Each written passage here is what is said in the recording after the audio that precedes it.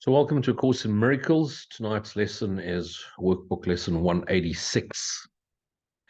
And the verse is, salvation of the world depends on me. Now, really what this is actually saying is it's the end of the dream. Salvation is the end of the dream of separation, because there really is no world to save. Remember, the world is the activity of a dreaming mind, and it is viewed through 8 billion localizations of that mind. But there really is nothing to see, because all there really is the light of awareness. But hence we are asleep, we're perceiving the world, the universe, people, places, things, and events. But in actuality, what's really there is just pure energy,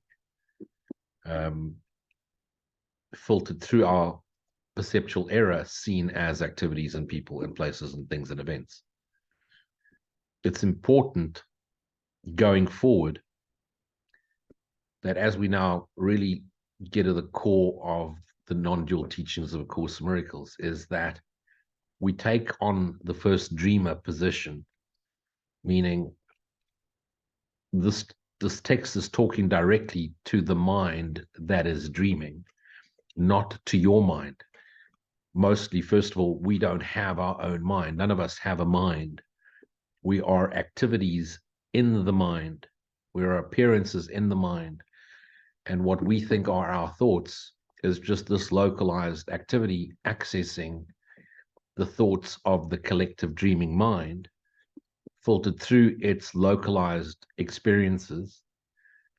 And therefore, we think. So whatever we pick up on, whatever thought pattern frequency we're picking up, then gets filtered through the frequency of our localized experience, and we think we're having personal thoughts. There's no such thing as a personal thought. The thoughts in the mind are all equal, and it's a thought of forgetfulness, separation, fear, sin, and guilt. That's really all the thoughts that exist in the mind, and they play it out in some way. And we try and minimize those thoughts' effect on us by maximizing the thoughts transferred into thoughts of pleasure and gain. But really, every thought we have is a thought of scarcity. And when I say we have, is every thought in the dreaming mind is a thought of scarcity. It's a thought of sacrifice. It's a thought that knows not what it is. It's also important to know that the mind that is dreaming, the Christ mind, the Son of God mind, is a thought in God's mind. And therefore, as it extends in thought, pure thought. But while it sleeps, it extends too, except not remembering what it is because it's asleep. It extends, what we call manifests, forgotten thoughts that are trying to desperately help the mind remember itself. So every thought that has taken form, in other words, spirit, which is then again projected into physicality, is a means by which the dreaming mind tries to remember itself. So you are a thought in the dreaming mind that hopefully through your own what appears to be personal experiences can recall what you are. And when you remember what you are,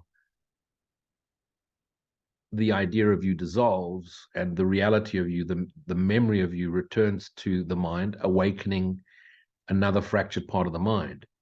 And when all thoughts have awoken to self, true self, Christ self, the dream ends, the disappearance of the universe. So salvation of the world depends on me. Here is the statement that will one day take all arrogance away from every mind. Now, because of religion, we've been told that the grandeur of God shared through our own personal experience is arrogance, and that the littleness of the ego is humility, and humility is to be treasured and to be revered. But it's really the other way around. The minute we think we're less than anything, then we do not realize the oneness connection, the unity connection of every localization as an activity of the same dreaming mind. Every activity is equal to every other activity in value. even though some may appear to be billionaires and others may appear to be paupers. Some may appear to be saints, others may appear to be sinners. But every single thought in the dreaming mind is of equal value to the mind, because through each thought, the mind awakens to itself. So here is the thought of true humility, which holds no function as your own, but that which has been given you. And so what dreamt you up is the dreaming mind, but it dreamt you up with an infused memory, Holy Spirit.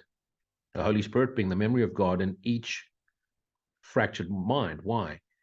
Because it's in the dreaming mind too. So as the dreaming mind fractures, within itself is the memory of God. And so every fracture thereof and thereafter is therefore infused with that memory too. We call that memory our self, or our soul, our true self, or our Christ self. It's the same thing. It's the memory, our holy self, our highest self, the memory of God within us. And we awaken to that. It offers your acceptance of a part assigned to you without insisting on any other role. So what's any other role? It's whatever role you've assigned to you as your career, your passion, your livelihood, whatever role you've assigned to yourself. But our true role, the only reason we're here in form, is to help the dreaming mind, our dreaming mind, remember its true essence, its true source. Remember God, in other words. It does not judge your proper role, but it acknowledges the will of God is done on earth as well as heaven. And where is heaven? Heaven is here now. It's always here now. It's where we abide. We've never left. We just dream a dream without a distance. We dream a dream that we're going on some journey, and in actual fact, we've never left our dreaming mind. And it unites all worlds on earth in heaven's plan to save the world. Heaven's plan meaning the Christ-minded desire that we simply dissolve the identity we think we are and remember the self we are.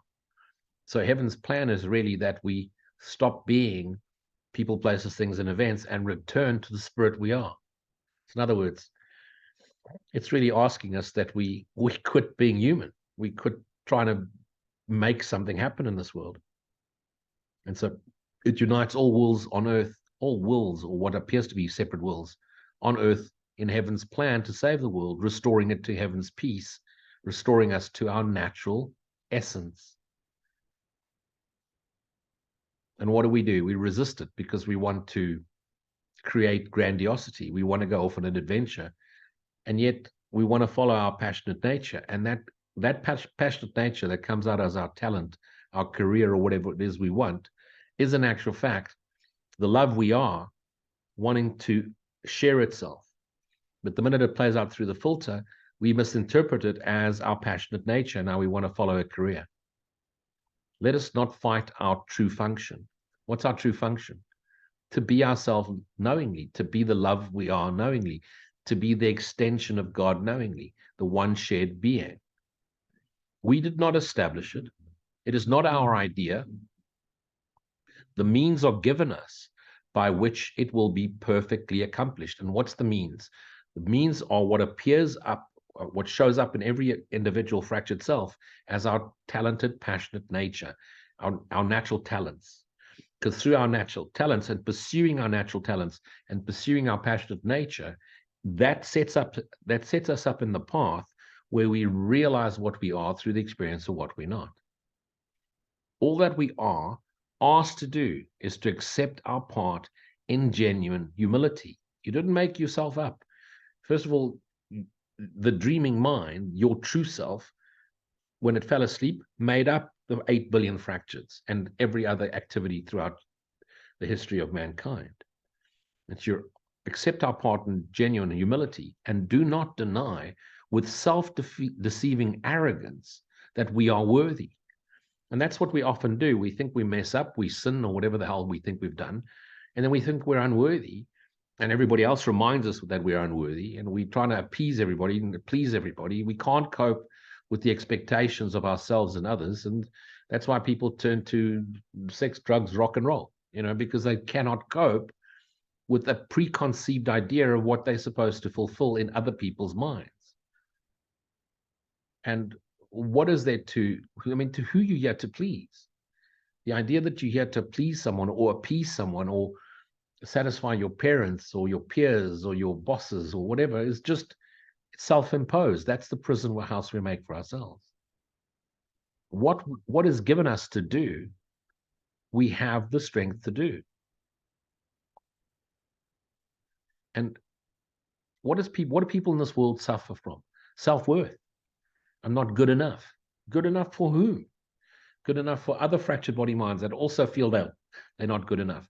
And what you'll notice is people that feel that they're not good enough are the ones that make others feel that like they're not good enough in order to feel better about themselves. Only those that sin call others sinners. Only those that cheat call others cheaters. Only those that lie accuse others of lying. Why? You can only accuse and see what you are. Our minds are perfectly suited to take the part assigned to us by the one who knows us well. And why would it know us well? Because it's our true self, and therefore knows what our true self is, because it's constantly, permanently, perpetually extending itself as the true self. Today's idea may seem quite sobering until you see its meaning, quite scary until you really see its meaning.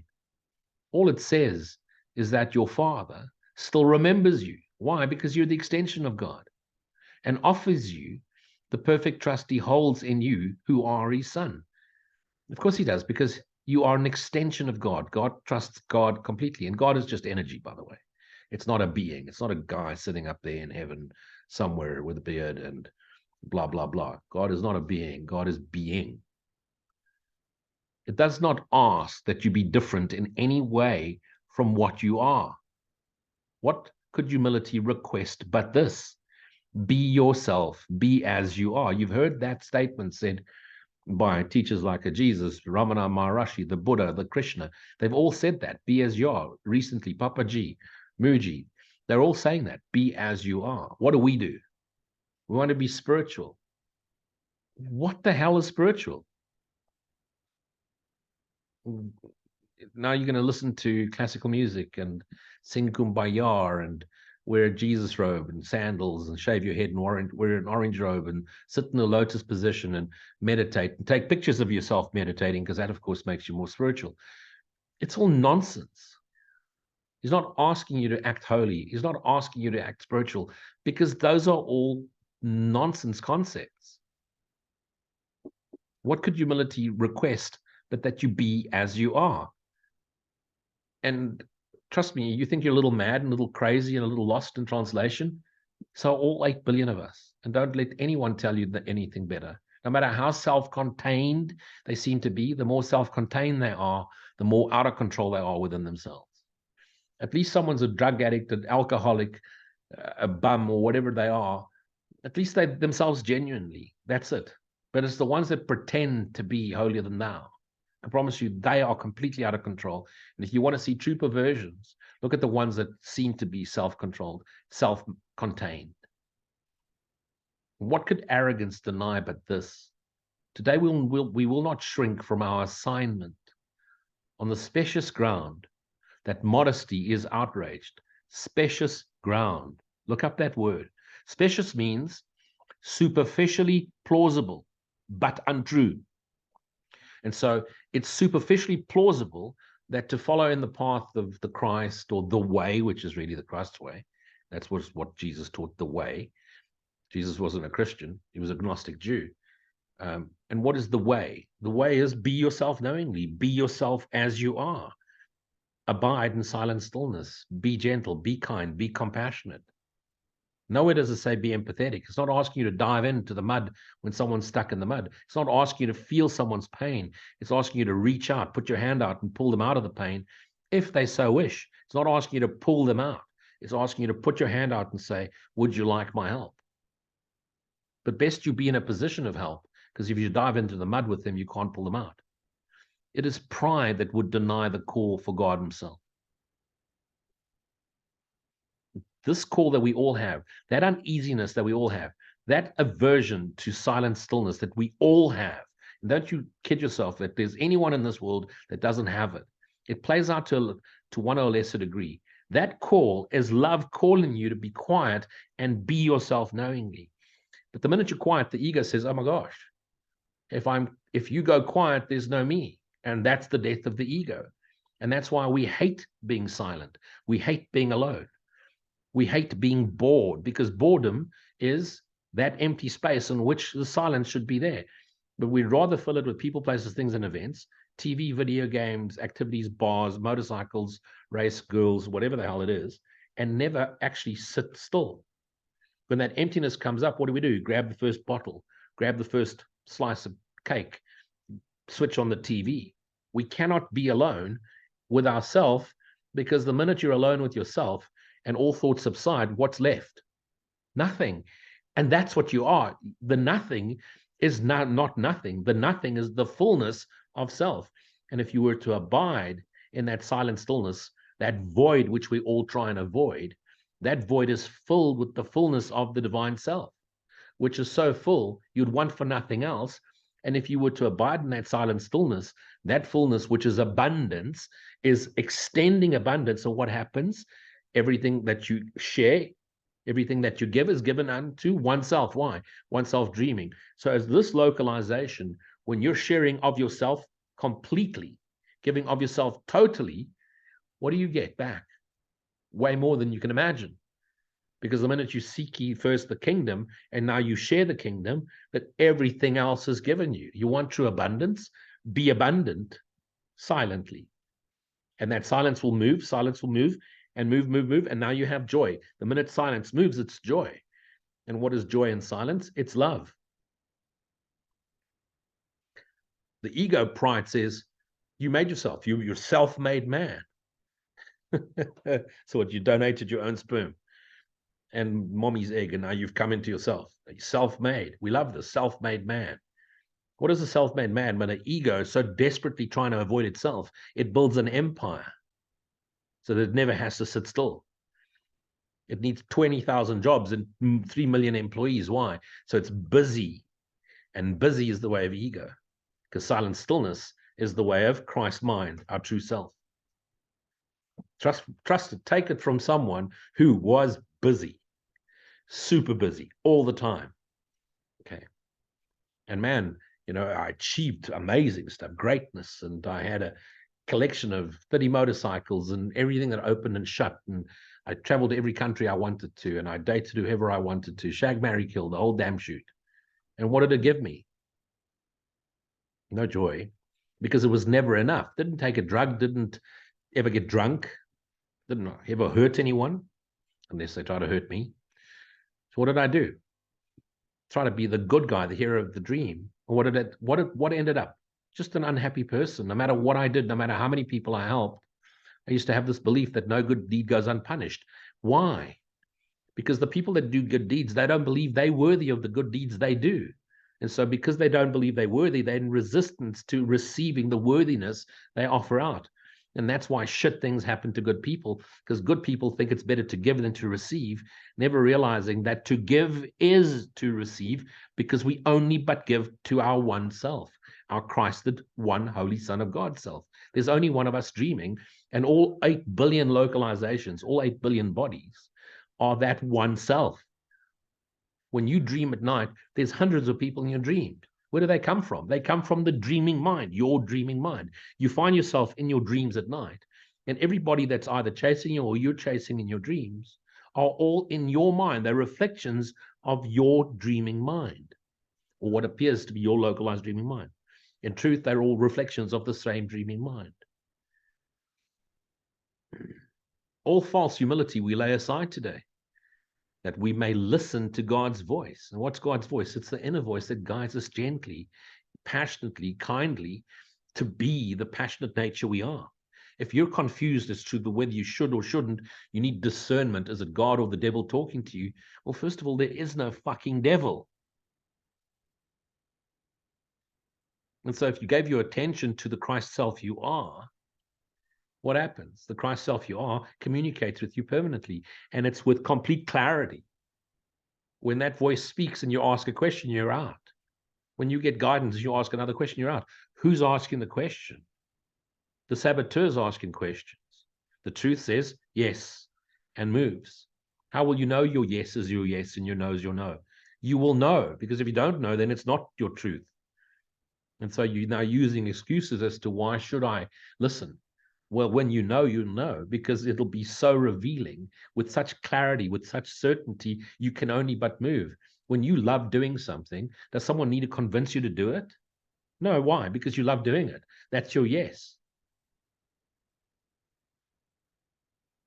So be still, that we may listen to God's voice reveal to us what he would have us do. Now, it's not someone talking to you. If you're hearing voices, you need little tablets and that little jacket which straps up in the back in a nice padded cell where you can go be quiet and not hurting yourself or anyone else. If you're hearing voices outside yourself, you're not special. If you think you're listening, you're hearing the voice of Jesus or some angel or some spiritual guide or some God, you're fucking deluded. Okay? You're deluded. You need a mental institution. You're not spiritual. You're not special. You're seriously fucked up. That's what you are.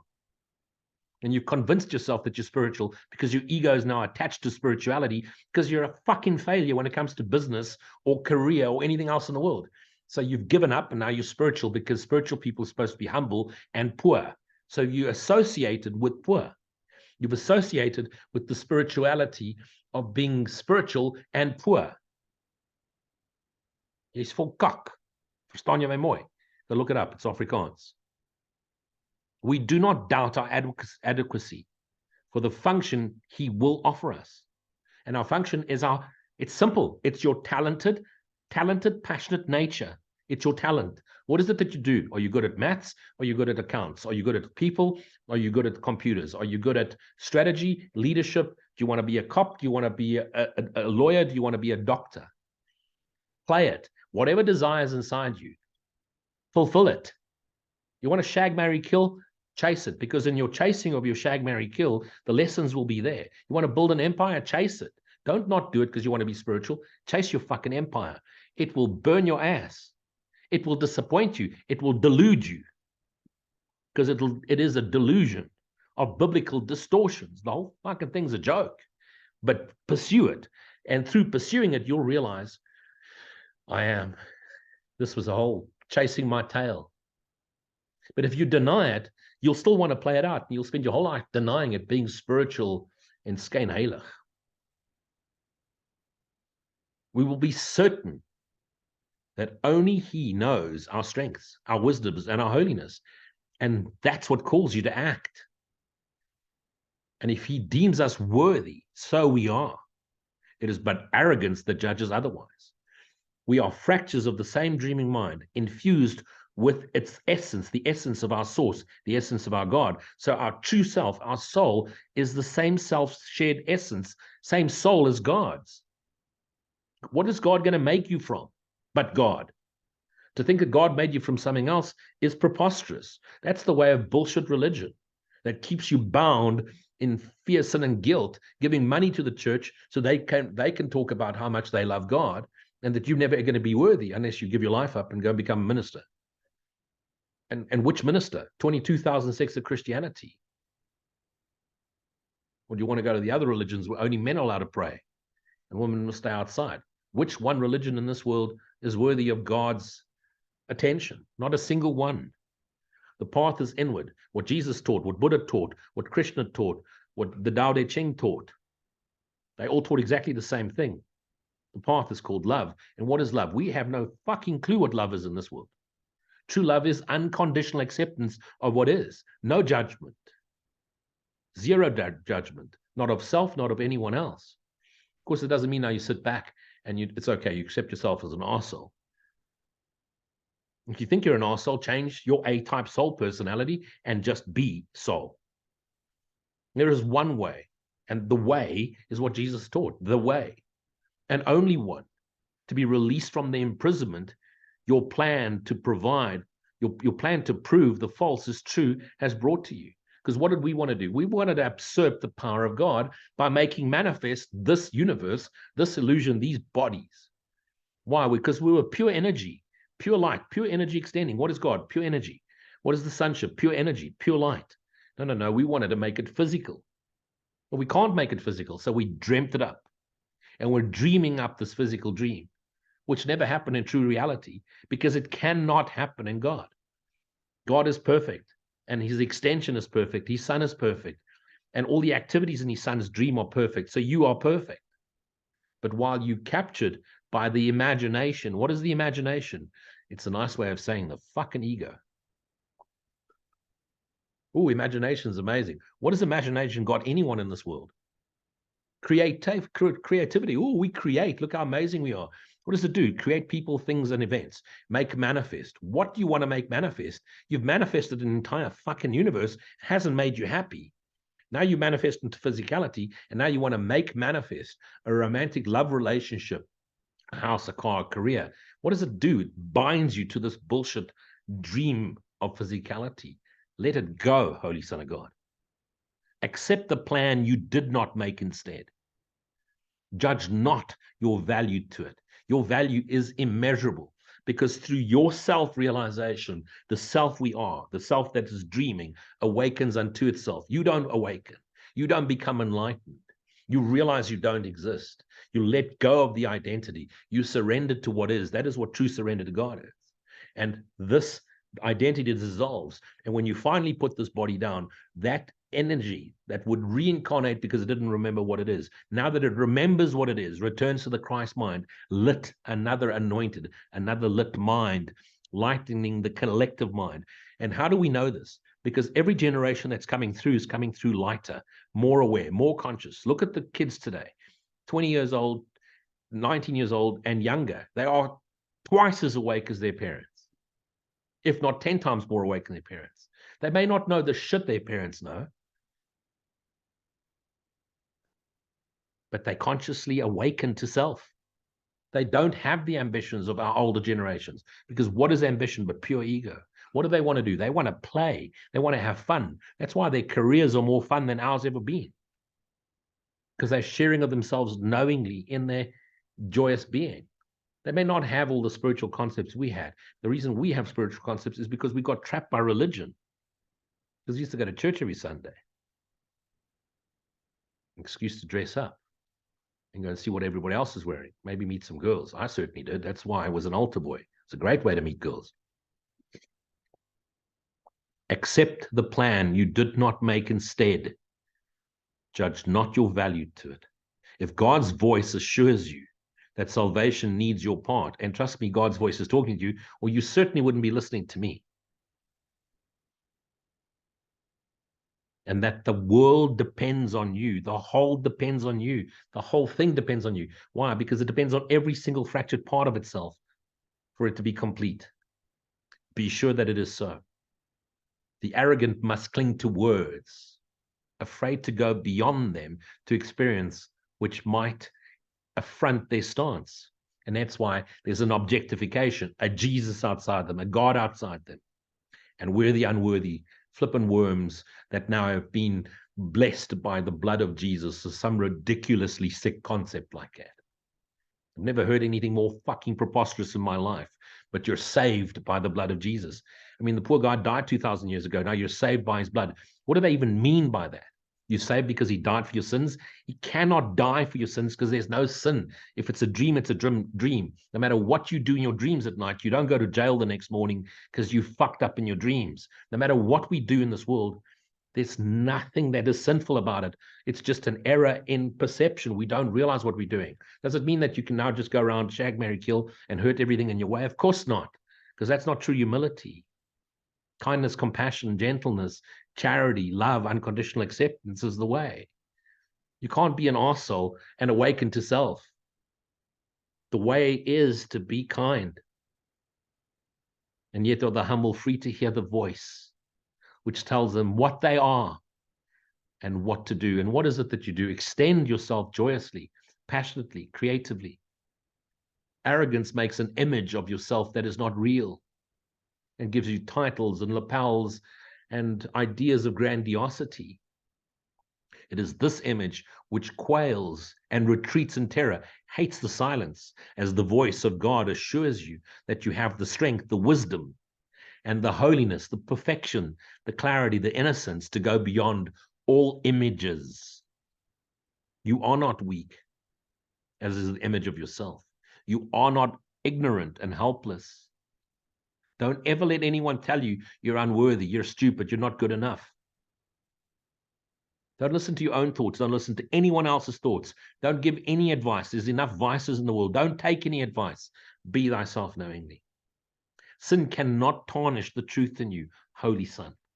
And misery can come not near the holy home of God. And where's the holy home? The silent stillness. When you abide in silent stillness, you're in heaven. You're in the kingdom. Where's your heart? It's within you. It's not your beating heart. The heart is in the temple. The silent stillness in the void, which is devoid of nothing. All this, the voice for God relates to you. And as he speaks, the image trembles. Oh, God made us in his image. No, he did not. Absolute bullshit. God is not an image. He wouldn't create an image. God is essence, energy. And what does God do? Extends essence, energy. And as he speaks, the image, which is, where's the image? In the dreaming mind. It trembles and seeks to attack the threat it does not know. Sensing its basis crumble, let it go. And how does it attack? How does this image attack back? The minute it hears the truth, it denies it. Not possible. Blasphemous. They love that word, blasphemous. Take your blasphemy and shove it up your fucking ass and give a shit what you think. Really, don't give a fuck. Is that not spiritual enough for you? I don't care either. Switch off, go somewhere else. This is for free. It attacks with denial, or it attacks with another fucking question. Here's the truth, and let's ask another question. Well, let's bring another concept to it. Be still and know I am. There's another way of saying it is shut the fuck up and know you're God. Not you, God, but your truth is the extension of God. It's not spiritual, right? Well, this isn't the spiritual talk. This is the truth. Let it go. Let the thoughts go. Let the concepts go. Let the ideas of spirituality go. Let the ideas of religious holiness go. Be yourself. This is how this is. Little boy from Rustenburg, refugee Portuguese, that built himself an empire, became a millionaire by the time he was 30. And was just as miserable when he was 30 as when he was 6, and has never been happier. Why? Because it let all the ideas go.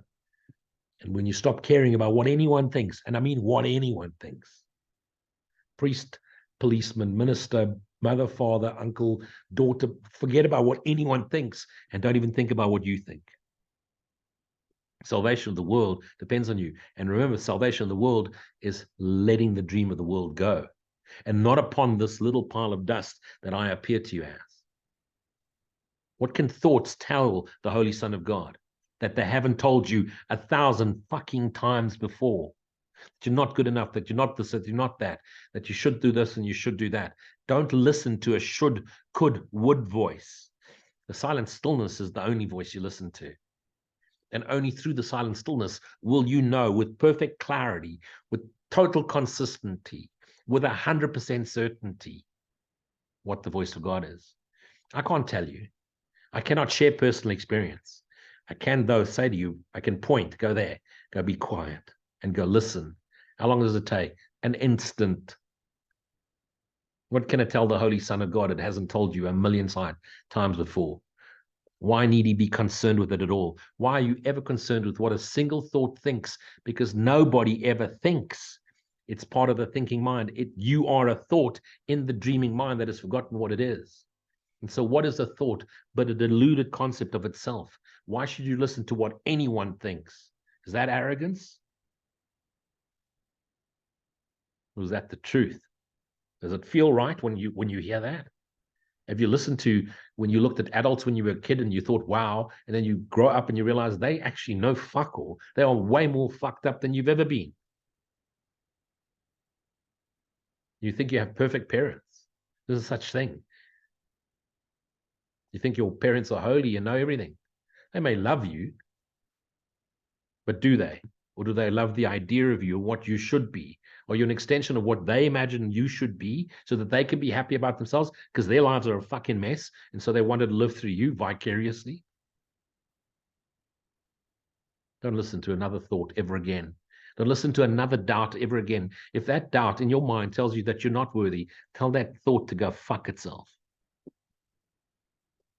And so we find our peace when you stop paying attention.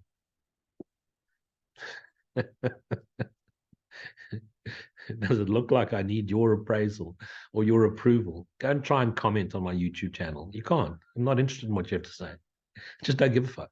I really don't, because I'm happy. We will accept the function God has given us. For all illusions rest upon the weird belief that we can make another for ourselves.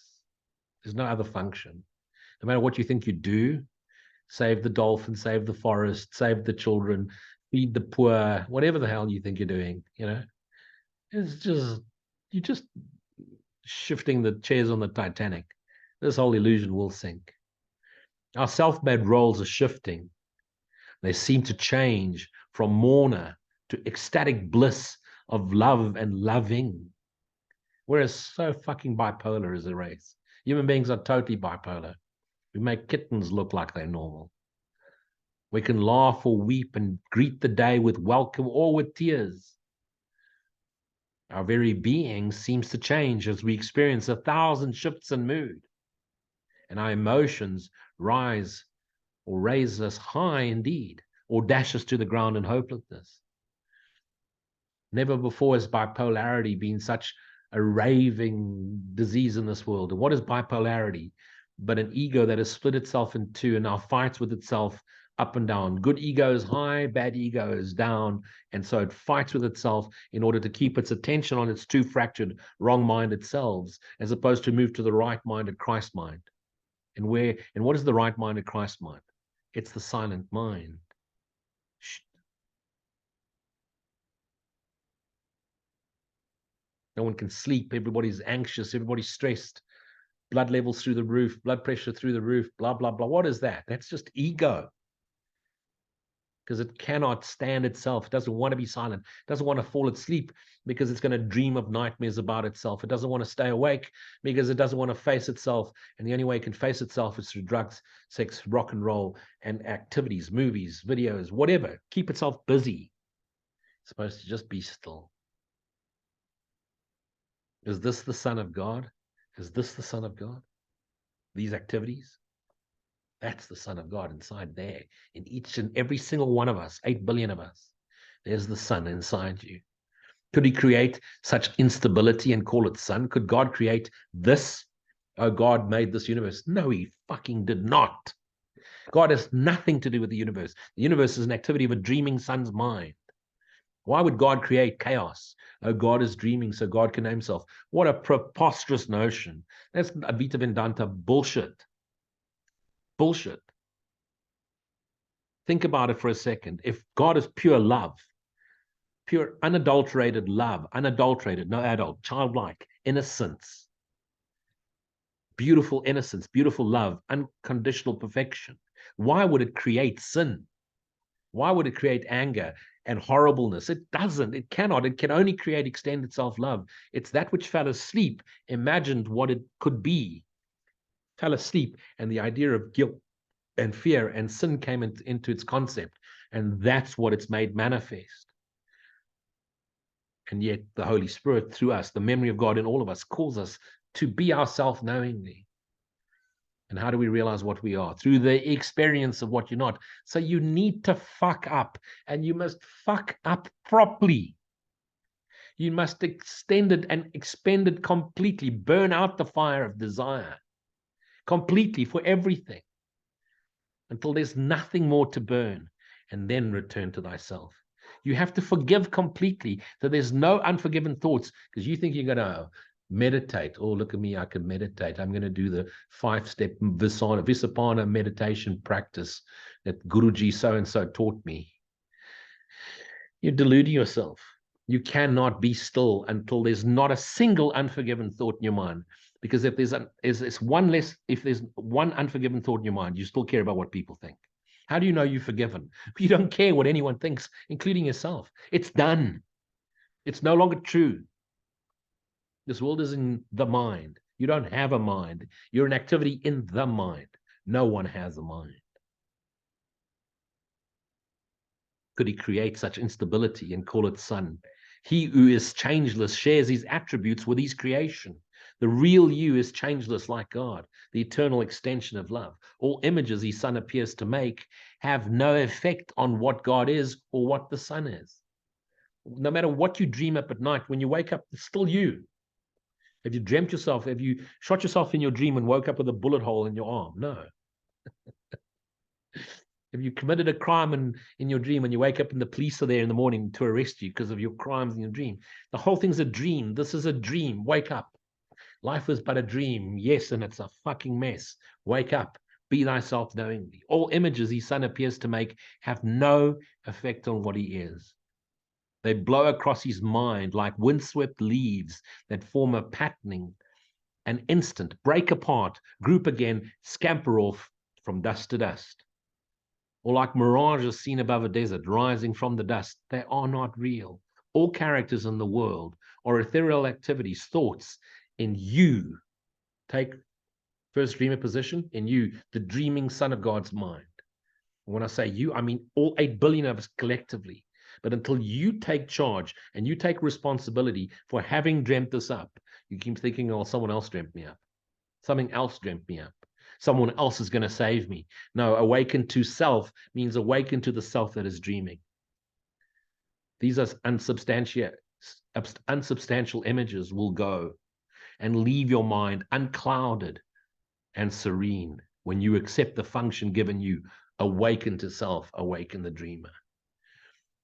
The image you make give rise but to conflicting goals, impermanent and vague, uncertain and ambiguous. Who could be constant in his effort or direct his energies and concentrated drive towards goals like these? And that's why no matter how much we try and how much effort we put into something, at some stage you're like, oh, fuck, this isn't working. Because of course it isn't working.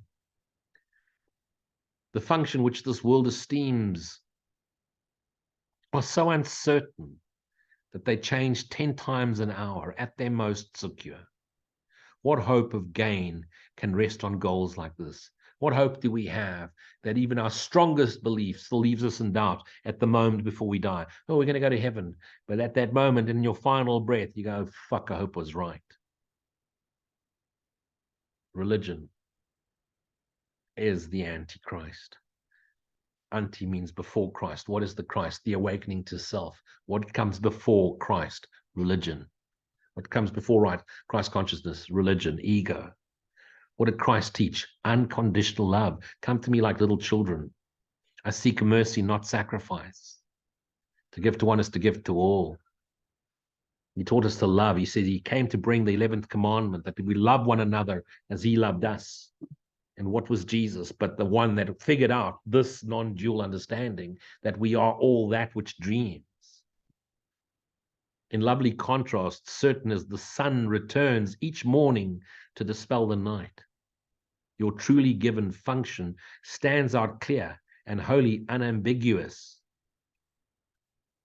What are you taught in this course? Forgive, forgive, forgive, forgive, until there's nothing more to forgive, and then be thyself knowingly. There is no doubt in its validity. It comes from the one who knows no error, and his voice is certain of its messages. They will not change nor be in conflict. If you're in conflict, you're back into the ego mind. When Spirit speaks, it's clarity. But in order for you to hear it in clarity and clearly and certainty, you have to be still. And in order to truly be still, you have to forgive all unforgiven thoughts, because every unforgiven thought is the obstacle to peace that keeps you trapped here and keeps you reincarnating here. Because until it's all forgiven, you will want to come back to do it again to learn how to forgive that exercise. All of them point to one goal and one you can attain. Your plan may be impossible. No, your plan is completely and totally fucking impossible. But God's can never fail. Why? Because he wrote it. We are playing out the script of his plan because he is the source of all plans. And God, what do we think we're doing when we're planning? We're just getting God to giggle. God laughs when we make plans. The script is written. By hook or by crook, kicking and screaming, you will play out your plan. Do as God's voice directs. And if it asks a thing of you which seems impossible, remember who it is that asks and who would make denial. Then consider this, which is more likely to be right, the voice that speaks for the creator of all things, who knows all things exactly as they are, or a distorted image of yourself, confused, bewildered, inconsistent, and unsure of everything. Let not its voice direct you. Hear instead a certain voice, and it's silent, and it's quiet, and it's peaceful, which tells you of a function given you by your creator, who remembers you and urges that you now remember him. And is he talking about remembering you as a body, mind, this? No, remembering you as the one who dreams. But the one who dreams is localized as you. So when he remembers that which dreams, he remembers you too, as one indivisible son in one indivisible mind, which is God. Indivisible, one. His gentle voice is calling from the known to the unknowing. We are the unknowing. The known is the voice that calls. He would comfort you, although he knows no sorrow. He would make restitution, though he is complete. A gift to you, although he knows that you have everything already. You but just dream a dream that isn't real. He has thoughts which answer every need his son perceives, although he sees them not. God is unaware of your activities. God is aware you're dreaming. That's it. He's calling you to awaken to self. Because reality cannot know illusions, and illusions cannot know reality. For love must give, and what is given in his name takes on the form most useful in a world of form. Everything is there for your greater good. Everything. All the shit, all the hurt, all the past, your good parents, your bad parents, everything that ever happened to you so that you could remember what you are. I could stand up here and say, I'm not an alcoholic because my father was. Or I could say, I am an alcoholic because my father was. Choice is yours. So if my father was an arsehole and he hurt me as a child, I look back on it now and I realize, had I not gone through that, I wouldn't have woken to this. I can now be grateful for what I went through. I give gratitude to my parents for being the arsehole and showing me how not to be one. Through his experience of what he is, I realized what I don't want to be. As opposed to, I could have been that. Had I not seen an alcoholic father with my addictive personality, I could have become an alcoholic. And so it was easy to forgive once the lesson was understood. And the minute I forgave that activity, my father no longer played a role in my life. Had he forgiven himself, had he chosen to change, had he chosen to accept himself, then he would have played a role in my life. Can't force someone to be in your life. Can't force someone to love you. Can't force someone to change. You can't force them to take your hand so you can help them. Be still and know I am, and share, offer, and it come to you if they want you. These are the forms which can never deceive because they come from the formlessness itself. Forgiveness is an earthly form of love. Because to forgive is to receive. Forgiveness is an earthly form of love, which, as it is in heaven, has no form. It's formless. What is love? But the formless timelessness of being. Love is without distance. When we love someone, that distance collapses. When you love the world unconditionally, the whole world's in your mind. Because you don't push the world away. Oh, I'm spiritual. I'm getting off the grid. I'm pushing the world away. The entire universe is in your mind. You can't push it away. You've got to love it. If what is needed here is given here as it is needed, seek and ye shall find. In this form, you can fulfill your function, even here. Although what love will mean to you when formlessness has been restored to you is greater still, because the reality is you are being restored to the formless energy. We are in God's formless energy. Salvation of the world depends on you who can forgive. Forgive, let the obstacles to peace, because you can only awaken to self when all obstacles gone. And while you have a single grievance, a single unforgiven thought, this world will play out at you and it will attack you in ways until you forgive that thought. You think your father was an arsehole, you're going to marry an arsehole. And you're going to divorce that arsehole and marry another arsehole and another arsehole until you realize they're all playing out the exact same role your father played, until you could learn to forgive your father, because you created the experience of your father in order for you to learn to forgive something that you once thought was unforgivable. Such is your function here. Forgive until there's nothing more to forgive. Be you that knowingly. Amen. Namaste.